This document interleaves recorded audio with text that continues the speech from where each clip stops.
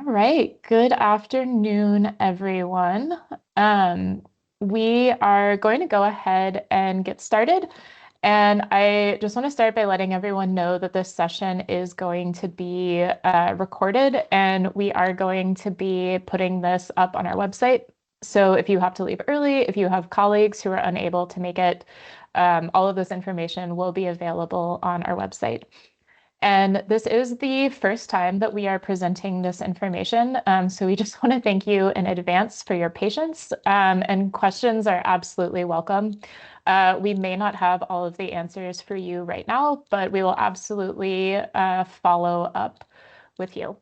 And excuse me, we're just going to do a quick round of introductions so that you can meet the LCA team. So I will kick us off. My name is Hannah. I use she, her pronouns. I am a planning analyst with the team, and I am going to be working with our LHIA programs next year. And then Marcus.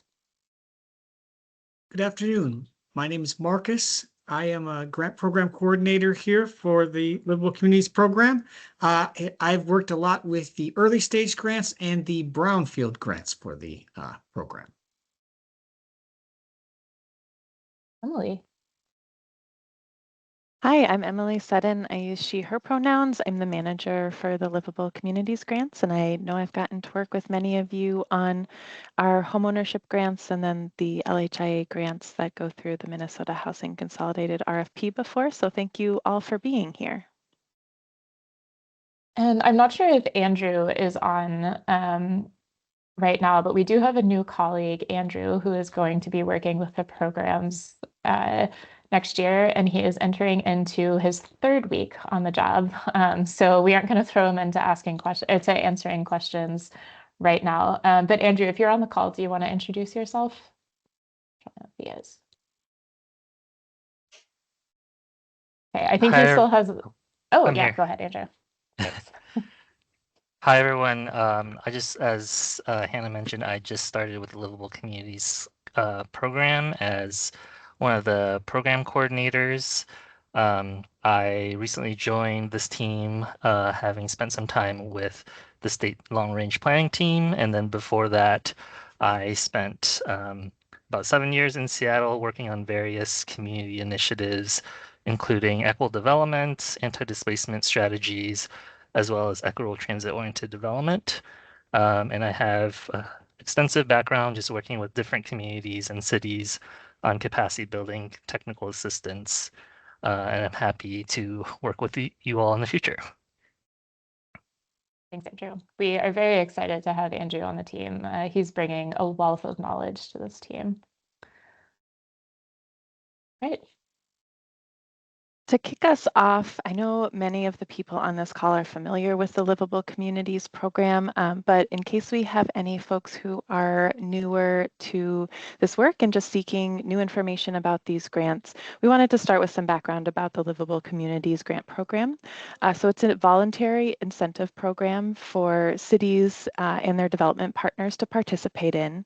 It really advances our regional goals, our shared regional goals around housing, economic opportunity, and equity.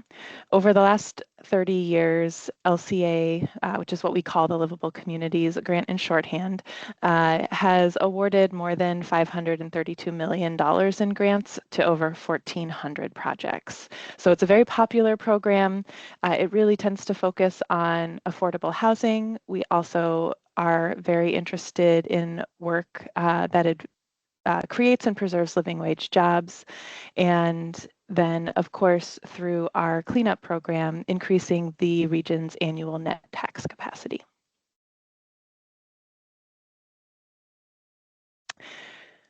So as we launch into this update, you're all here probably because you heard us say things are going to be different in 2026.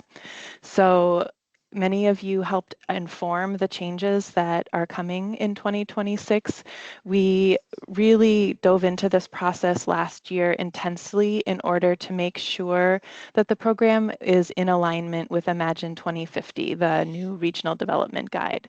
So that regional development guide is really a continuation of Thrive 2040. So there's no major changes to what what we want as program goals, but there are some shifts in how we prioritize projects within those goals because of the new Imagine 2050 guidance. We also heard a resounding message from the community that our programs could be simpler. And so we have really refocused our program on the outcomes that projects are achieving and less on the acronyms. We also wanted to address some unintended consequences of our program previously and make sure that every community knows that they are an important part of what we consider a livable region.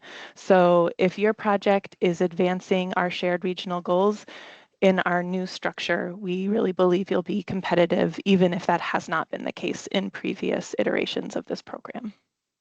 And finally, with that, we are also made some really intentional efforts to make the program more accessible to emerging and developers of color.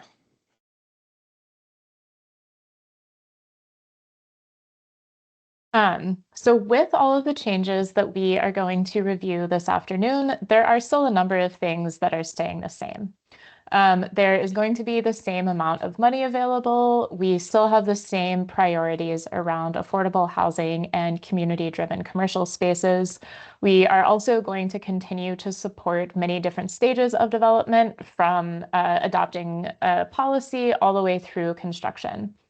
And finally, LHIA, the Local Housing Incentives Account, those applications are still going to go through Minnesota Housing. So if you've applied to Minnesota Housing in the past and you've checked that box that says, yes, I'm interested in LHIA funds, that process is going to remain the same.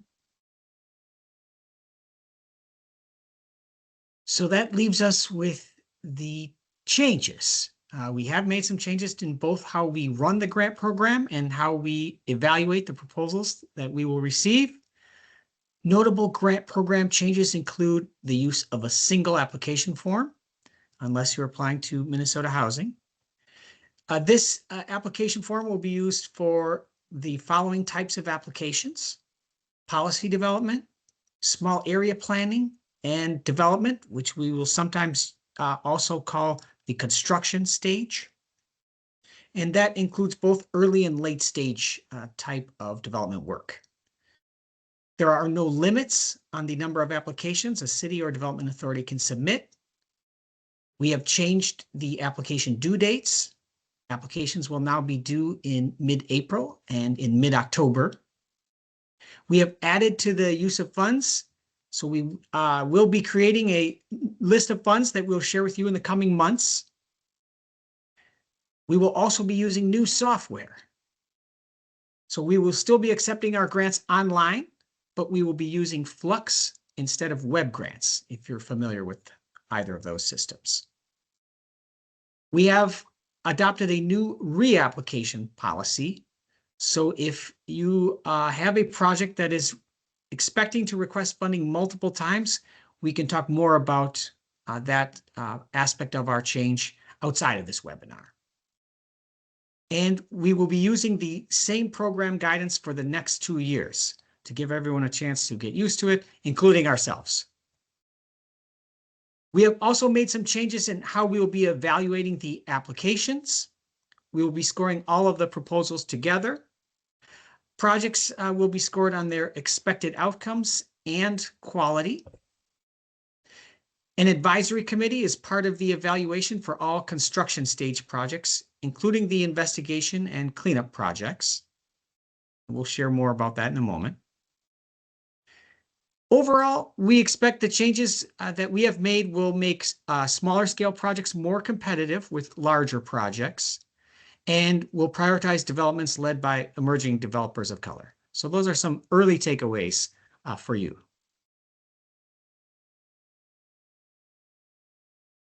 So here's a little bit more detailed on the streamlined application process. As I mentioned before, all projects will start with a unified application.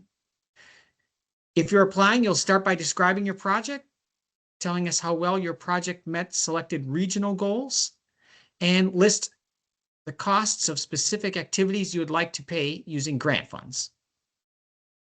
Based on the activities requested, the applicant would also consider would answer questions specific to those activities. Then each project would get 2 scores. There'll be a baseline score, and that is related to which regional goal or goals the project meets, and a quality score, where reviewers assess how well a project meets the council objectives. So then, after that, based on what activities are requested, the applicant's score, and the available funding, staff will recommend funding from one of the LCA funding accounts. So overall, we hope that this process ensures that applicants don't have to learn about all the nuances of the different funding accounts that we used to put forward before. We can manage that on the back end. You don't have to know that. The project team only needs to really be an expert and really know their project. The application process also has the potential to simplify some of the grant administration process. So for example, if you were awarded grants at the same time, it may be possible to consolidate some of the reporting, those status reports, those end of grant reports. We also want to give you an example here of how this might work. So say a project needs a pre-development funding for a market study or cleanup funds, and cleanup funds for contamination. In this case, you would submit 1 application, whereas before you would have submitted 2 applications at different times. On the other hand, if your project knows it needs site investigation dollars, but doesn't have a need for other activities or doesn't have other things quite defined yet, that's okay too. You can apply for that site investigation now and apply for those other activities later on. So that gives you a short sense of how we've combined some of the things that we did separately before.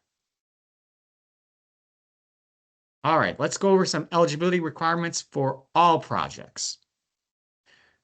So all projects applying to the Livable Communities program must have a funding gap and be located in a city that is eligible to apply.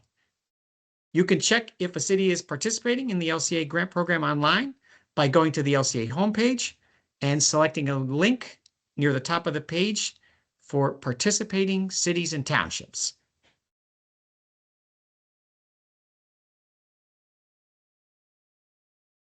Next, Hannah will go over some of the priorities. Yep, thank you. Yeah, thanks, Marcus. So we've talked a little bit about this different scoring structure. So right now, projects are scored on 5 different priorities. And projects that are doing something in each one of those priority areas can score well, but it's a little bit more challenging for smaller projects or suburban projects that might be meeting one goal really well to be able to score high enough to get fully funded. So this new structure will have 2 lists of outcome goals. We have a list of outcomes A and a list of outcomes B. And a project that is meeting 1 to 3 of the listed priorities in column A would get 16 points. So a project that is meeting 2 goals is going to score the same as a project that's meeting 1 goal or a project that's meeting 3 goals. If a project is meeting 4 or more goals, it gets 24 points. So that means a project that is meeting 5 goals gets the same score as a project that is meeting 6 goals. And the structure in column A is exactly the same in column B. There are just fewer points available in column B. So this combined outcome score of column A and column B is going to make up a significant portion of your score. So that means a lot of your score is just kind of based on a yes/no question. Are you meeting this goal? Are you not meeting this goal?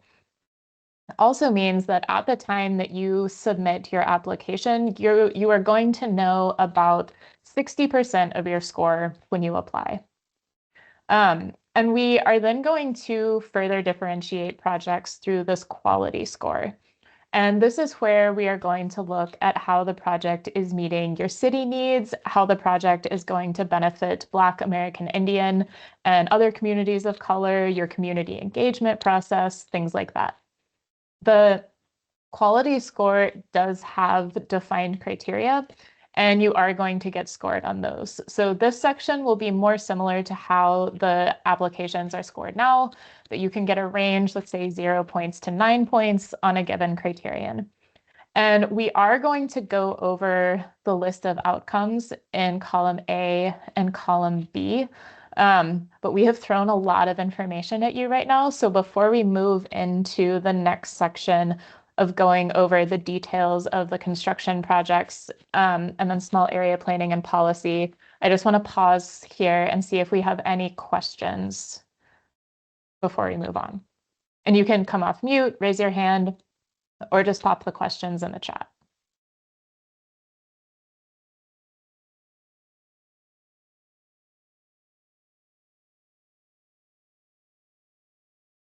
Okay, well, if they come to you, again, oh, Marilyn, we have a hand up. Yeah, I see in the outcomes B, it says in parentheses, development projects only. So is it true that then if a project was in earlier stages only asking for site investigation and possibly some pre-development, there's not gonna have the opportunity for outcome B? Yeah, good question. So development projects includes early stage and construction stage. So if a project is asking for funding that's an activity that's earlier on in the development process, like site planning, that is considered a development project, the same as a project coming through that's requesting funding for construction. So when we say development projects, we just mean projects that are constructing something and projects that are not policy or small area planning. Okay, that was helpful. Thank you. Yeah, and I just want to note we have a couple of questions in the chat, and I am going to go ahead and read those out so that folks watching the recording have access to these questions too. So we have a question here that says, can any organization apply or just cities?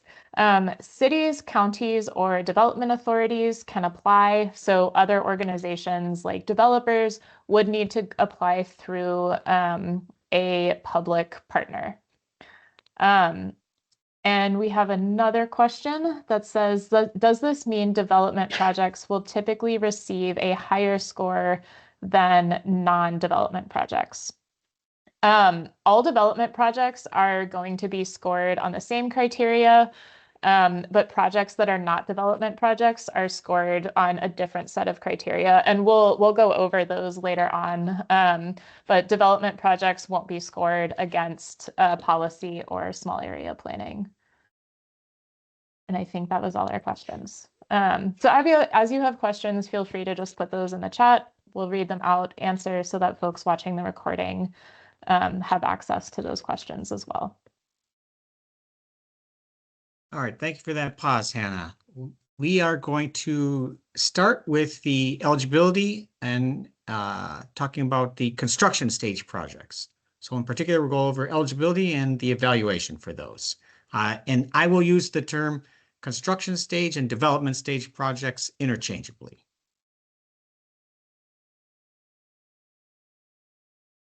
All right. To be eligible for a construction stage grant, all the projects must meet one of the defined LCA outcomes. And we will share those outcomes here in a moment. The projects must also have a completed comprehensive plan amendment if an amendment to the future use is required for the project. So that could be a factor in considering what is the right timing to apply for a grant. If you are proposing a housing project and it includes affordable housing, the affordable units must remain affordable for at least 15 years. All rental housing projects must accept housing choice vouchers and offer some rents that do not exceed local payment voucher standards. If you're not sure what those standards are, you can contact our housing staff and they can help you find that out. If your project includes home ownership, so affordable home ownership, the home buyers are required to complete a home buyer education program before purchasing a unit. that isn't necessarily a program that we would provide. It would be a funding partner could provide that program. If you are considering applying for funding to pay for site investigation or cleanup, your project must not be tax exempt after redevelopment, and nor must it have a viable responsible party for the contamination on site. So those are some initial thoughts to keep in mind, really for all different types of projects and depending on what type of funding you are seeking. All right, so we mentioned that each project must include at least one of our program outcomes. As Anna described earlier, we have two sets of program outcomes, A and B. The first set can be separated into outcomes related to housing, commercial, or both. We are looking for housing projects that will either be 100% affordable or where the average incomes of the residents match the level of affordability needed in the city. We do have some links to tools that you can look that up too. Or you can create new affordable home ownership opportunities for households earning less than 80% of the area median income average. Or excuse me, area median average income. And if you're rehabbing or preserving homes, we're looking for rents that are affordable to households earning 60% of the AMI or less, or if it's going to be sold to households, amounts that are households that are earning 80% of the AMI or less. So there's a couple different levels of affordability that we're looking at depending on whether your project is rental or ownership. If you are working on a commercial project, we are looking to support projects that will create or rehab business incubators or small business spaces, or projects that will be adding at least 10 living wage jobs. And those could also be sites that are providing job training for at least 10 residents per year. If you're wondering, oh, how much is a living wage? For the purpose of grants, the living wage is currently over $59,500 a year, excluding benefits, and it's an indexed amount. So we'll update that once the new values are available next year. We are also looking for projects that apply to, could be housing or commercial, that are cleaning up property in environmental justice areas. Those areas are set by the criteria from the Minnesota Pollution Control Agency. Or you could be building on vacant or underutilized land in an eligible transit area as defined by the Met Council. So there's a couple conditions there in terms of the geography that are good to keep in mind that can also help you meet some of these regional outcomes. I want to just point out, if you didn't see it already, the different income levels that we use when determining what is affordable are shown at the bottom of the slide here today.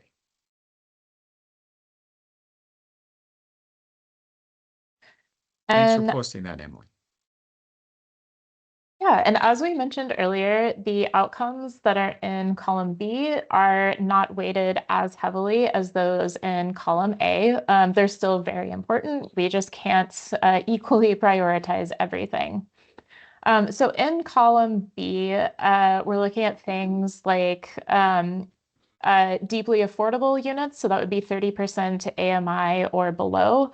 Family-sized units, so looking at the 3 or more bedroom units. Age-focused projects, which would be either youth or seniors. And housing for residents who have been experiencing homelessness. So these are all of the things that are available for housing projects. And then all projects, so commercial housing, mixed use, all of these projects can meet the goals of creating community gathering space, doing energy saving activities, designing accessible projects, and then looking at projects that are serving American Indian residents that are led by an American Indian organization. And we did have a question in the chat here about a specific list of acceptable homebuyer education programs. And Emily has posted a link in the chat, but I wonder, Emily, do you have any additional information that you want to offer about homebuyer education? Just that any HUD-approved program will qualify for this requirement. There are many, and I find the Minnesota Housing List to be the most helpful, but there is also a searchable list on the HUD website. And I just Thanks, wanted to Emily. mention that, these outcomes, right? These, as Hannah mentioned earlier, these are boxes where you're checking yes or no to these things. So we really think it's going to be a lot simpler for you to show how your project meets some of these regional development goals.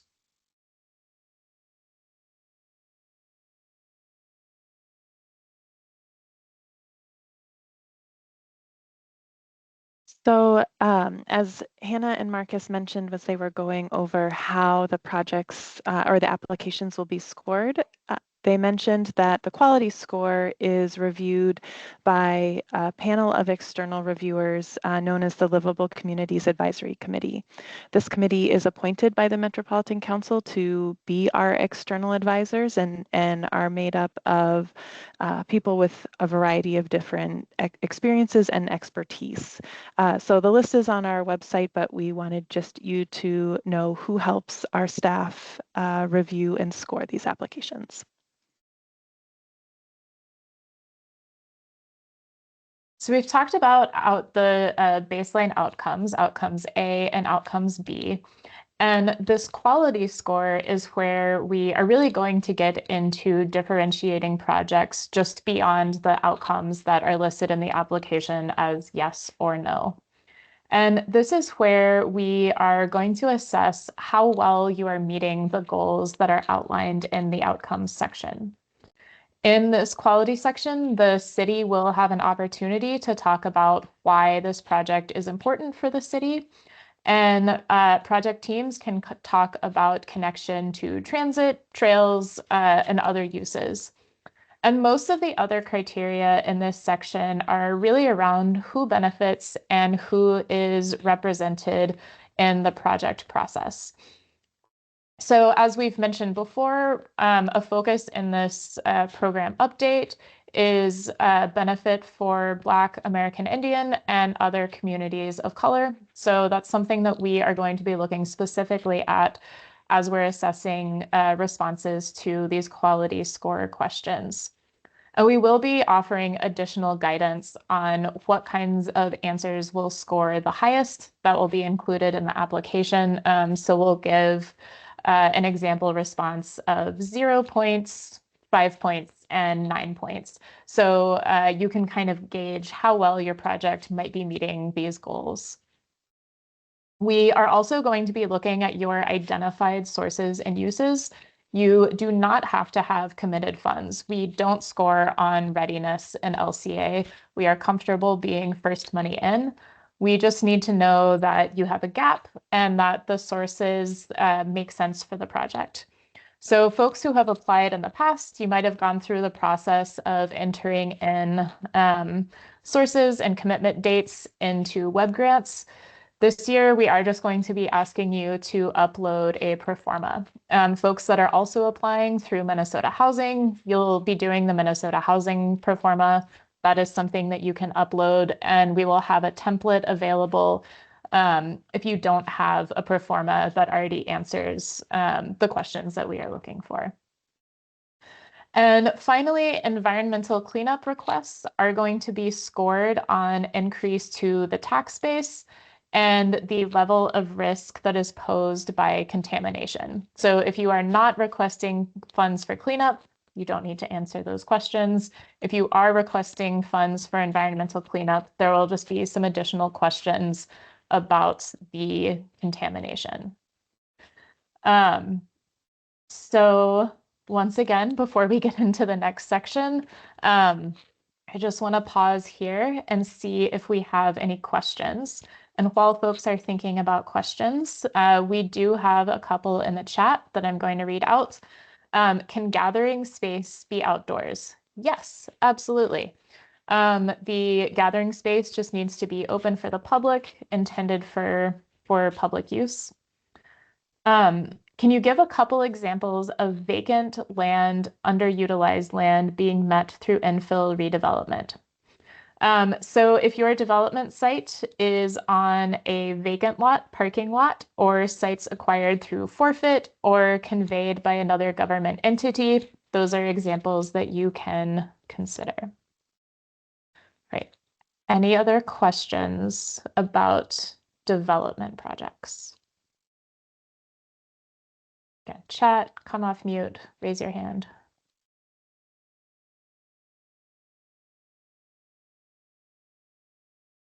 Okay, we're going to move on to policy and small area planning, but we will have time at the end for additional questions.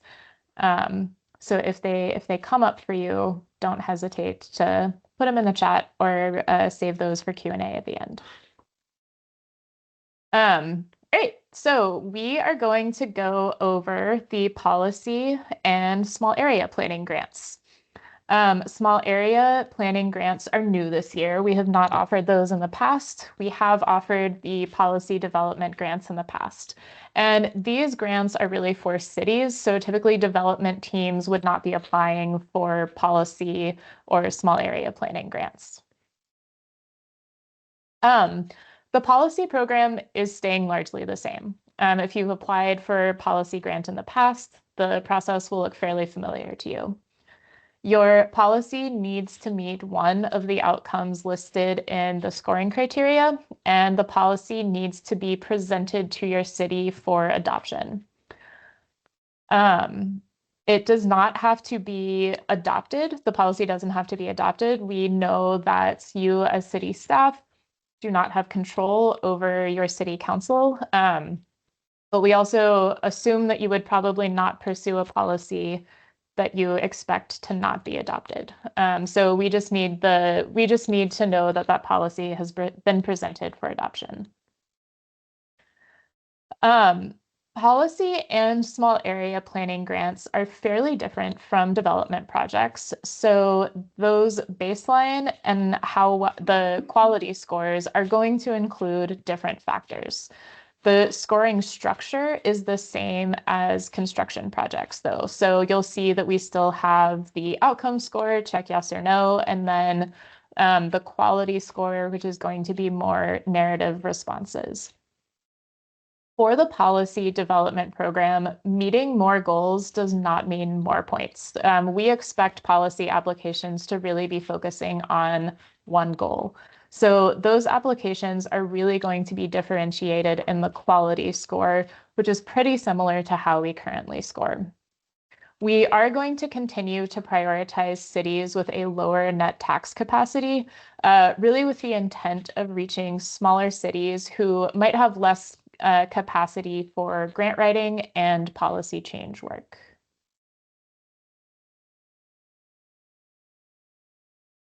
So as Hannah mentioned, the small area planning grants is new for the Livable Communities program next year. The council has offered things that are similar in the past, but know that this is a new offering of ours, so you'll get to figure it out with us. So to be eligible for a small area planning grant, the project, like all of the other programs, must meet at least one of the outcomes defined in the outcomes score. Again, these are primarily going to be city-driven applications with development teams participating depending on how far along they are in the process. The small area must cover part of the city, can't be your whole city. We're looking at areas that are station areas or commercial corridor or a former corporate campus to kind of give you a sense of where we're at. The small area plan that is created must be adopted by the city and incorporated into your comprehensive plan.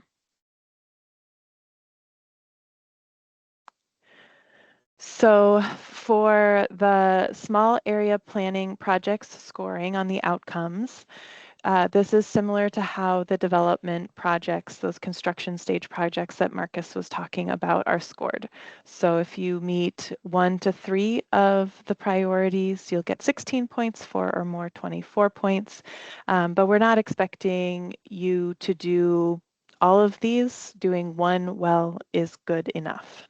So we're really looking around housing outcomes to make sure affordable housing is near transit, planning for mixed use areas, especially around infill and redevelopment, really improving or creating new small scale commercial spaces or commercial corridors, improving or establishing the multimodal transportation system within your city that connects housing, jobs, and transit, establishing or improving a cultural corridor, protecting areas of ecological significance within a planned development area, so not planning for ecological project on its own, and then including public gathering space as part of a planned redevelopment.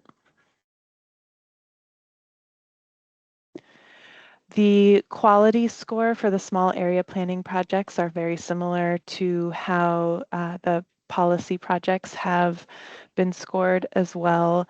We are really looking at how your city is approaching this process and the team you have to help you.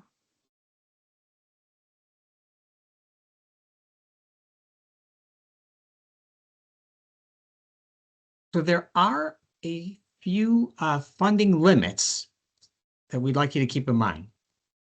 The first type of limit we want you to keep in mind is the limits on the amount you can request for funding at different stages of development. Applications for policy and small area work are limited to 100,000. Early stage, what is sometimes known as pre-development, are limited to a maximum of 500,000. And construction stage projects are limited to a maximum of 2 million. So looking at the right of your slide, we also have some geographic funding limits. These limits are particularly important if your project is located in Minneapolis or St. Paul.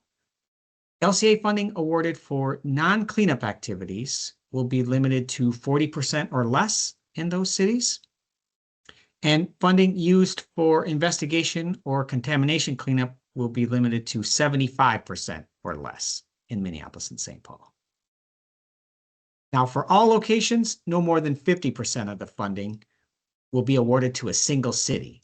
This could be for one project, or it could be the sum of the awards for multiple projects all in the same city.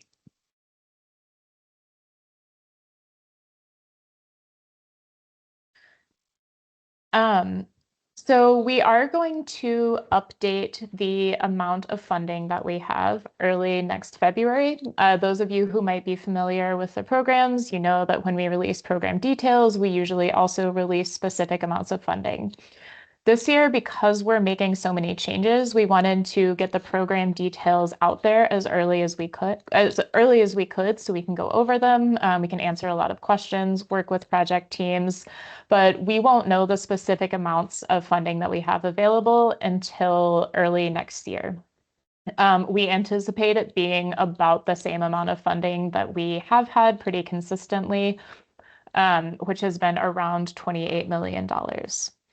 So the next date to keep in mind is March. This is when applications are going to open in Flux, which is our new grant management system.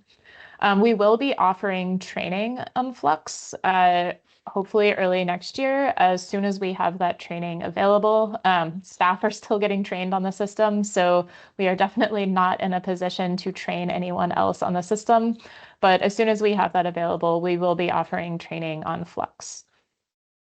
The first application due date is April 15th, and then we expect funding decisions to come out in June. And then for those of you who are thinking very far ahead, we will have another application date of October 15th, and those funding decisions will be available towards the end of the year.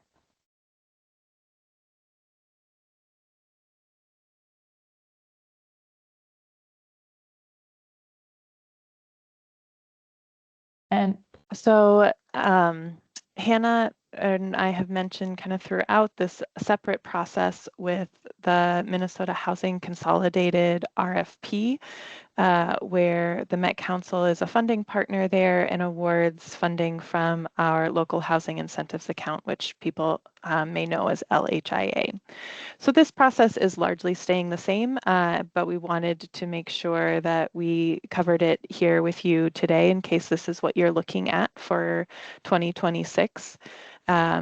You apply through the consolidated RFP. This funding is for rental housing projects only, and all of the funds must be matched dollar for dollar. That's required by statute. Applications through the consolidated RFP typically have an intent to apply in June with the full application available in July. Those specific dates have not been announced yet though, so keep an eye out for that. Then typically the council will announce those awards, in December of 2026. The applications for rental housing projects that are submitted through the consolidated RFP are scored by the council on the same development construction stage criteria that Marcus went over earlier, with one addition to the quality criterion. We're required to consider, to give extra points to the cities that have net tax capacities that exceed their distribution, net tax capacities, excuse me.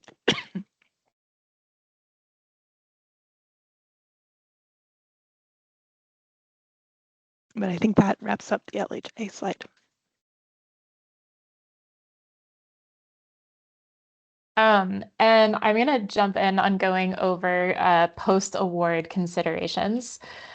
So all of the grant activities that you are requesting funding for should be completed within 3 years. That's the standard grant term.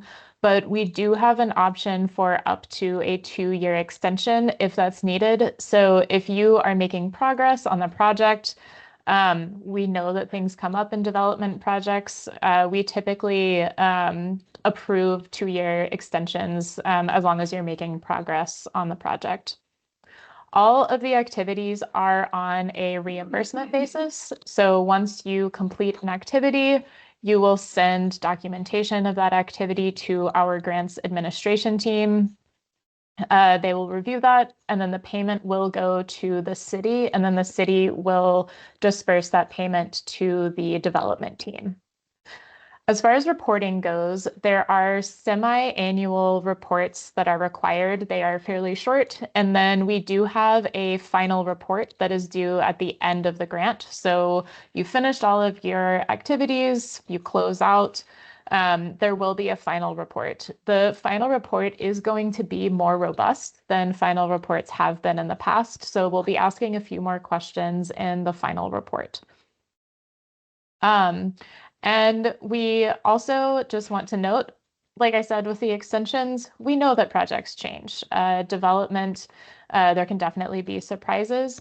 So we just ask that if anything changes in your project, to please let us know as soon as possible. We will make sure that we can work with you on potentially doing an amendment or just talking about what those project changes mean for this grant.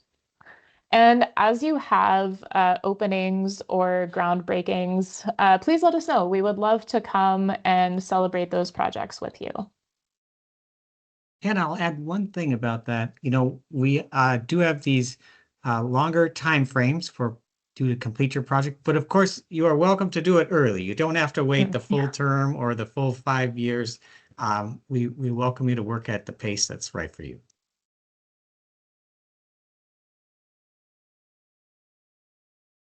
Emily, are you good to do next steps? Yes, okay. My voice is back. I apologize. Thank you, Hannah, for stepping in for me. So we know that this was a lot of information. We are still preparing our more applicant-facing materials, kind of in the format that you may have been used to seeing them in the past. And so the best things for you to do as a next step is to talk to one of us about your specific project, about your specific questions. As Hannah said, we're still figuring out some of our internal processes with this new system. So your questions are very welcome at this time. We will have some in-person sessions coming up and likely more virtual sessions as well.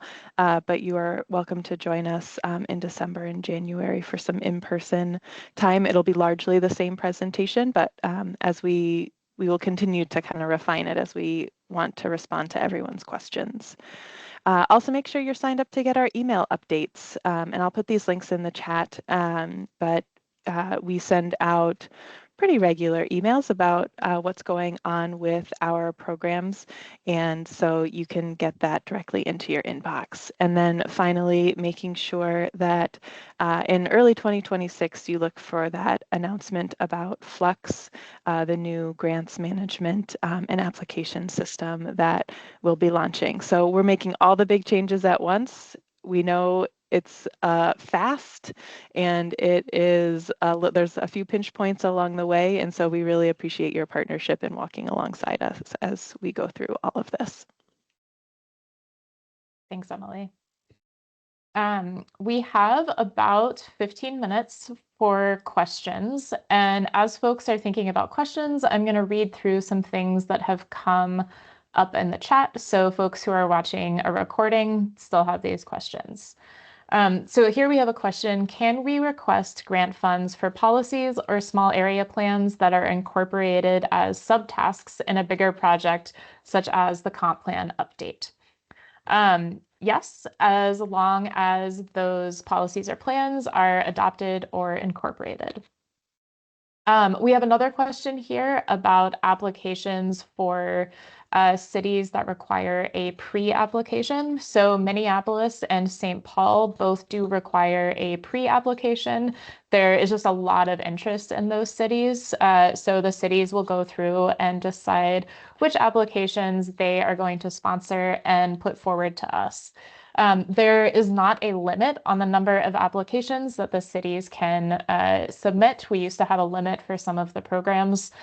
And the timing of those pre-applications is really up to the city. So that's a totally separate process from our process. But as soon as we know about those pre-application dates, we will put them up on our website, and we will have those the applications linked on our website.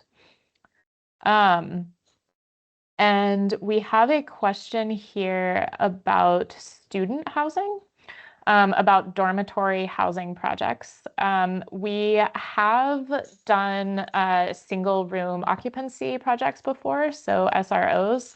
And with the housing projects that we are looking to support, our primary focus is affordability. So as long as it's meeting those affordability standards, it would be eligible. We have another question: if we can provide examples like a previously scored project rescored using the new criteria. We can absolutely add that into a future presentation. We have done rescoring with applications from 2023 and 2024. And I can tell you that we felt pretty confident with the way that the rescoring went. Probably about 70% of the projects are in that 1 to 3 goal range. And then there's a handful of projects that are in that 4 or more range, those projects that are just really meeting a lot of goals intentionally and well. And then projects that had scored well on the process component also scored very well in the quality section. But yeah, we can absolutely add more details and maybe update the presentation on our website once we have those details. And I'll add to that we are really, forward-looking in this case. We'll be more prepared to give you those examples after we've completed our first year, but we're willing to speculate along with you.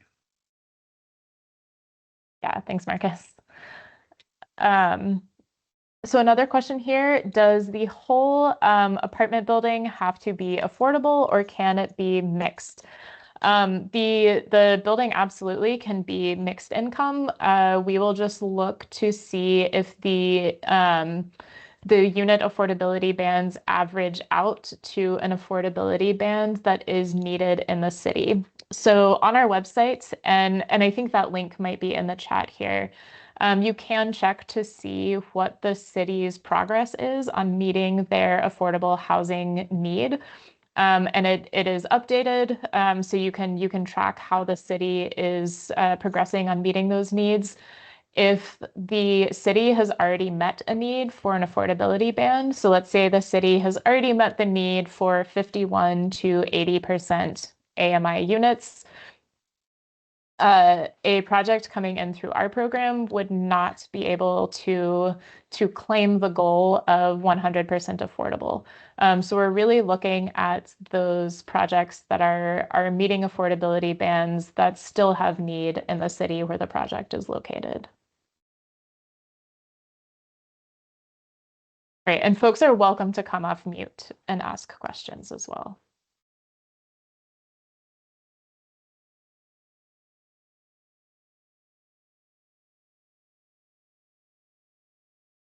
Okay, we have another question here. Do the resolutions need to include the name of each LCA across all programs by address and common name, and the not to exceed amount? Or can you combine LCA as a whole, generally referencing the group of LCA programs involved? That's really up to the city. What we need to know is that the city is aware and supportive of these applications coming forward. And we no longer are requiring a city council resolution. So the city can submit a letter from the mayor or a city administrator that just lets us know, yes, the city is aware, the city is supportive of these applications coming forward. So really all we need to know is the city is going to support these projects. But if your city has different requirements, we will accept different forms of resolution. We have another question here of where can I find my contact person at the city to talk about a pre-application? Are these contacts on your website? They are not yet. So I think the best thing to do is to contact me, Andrew, Emily, or Marcus, and we would be happy to put you in touch with the right contact at the city where your project is located. Right, another question here.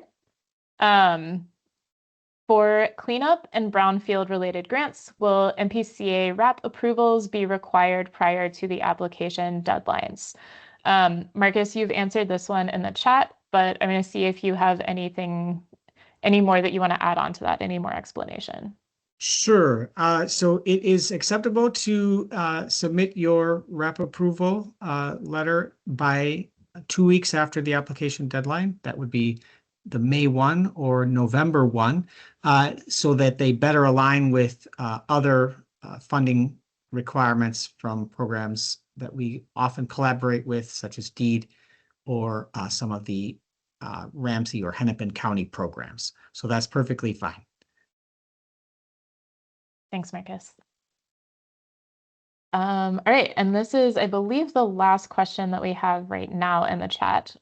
If it is a mix of affordable and market rate rental, should we still apply? That is a great question. And the answer is it really depends. It depends on what else the project is doing. So let's say the project is a mix of market rate and affordable housing, but it is an infill development.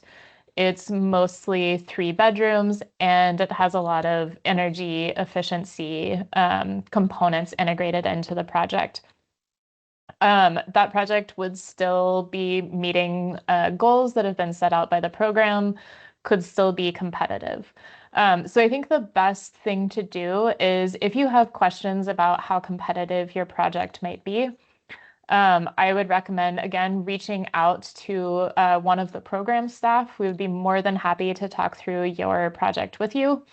And then once we have all of our materials on the website, I would recommend going through the quality criteria and seeing how aligned you think your project might be with those quality goals. That's where the projects are really going to be differentiated.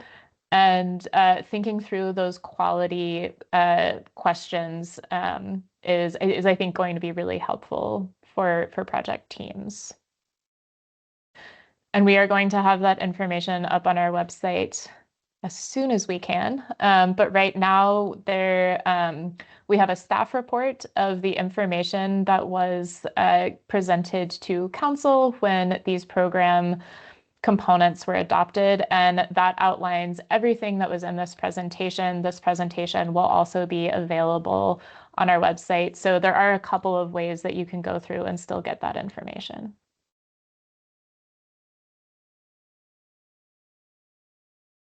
Okay, any other questions from folks?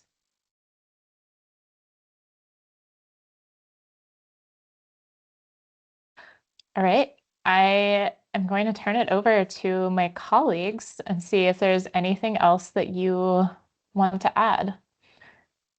Any tips or parting words? Well, we really thank you for joining us this afternoon. We are going to be releasing some additional information as time goes on. So if you want to talk about your project, if you want to hear about something that's coming up, Emily gave you some tips on how you can either contact us or how you can get on some of our mailing lists. So please, take advantage of those, and we hope to hear from you. Thank you for being here today, everybody.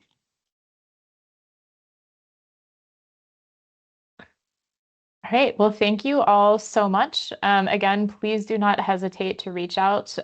We have bookings. You can just add time onto our calendars, and we want to talk with you.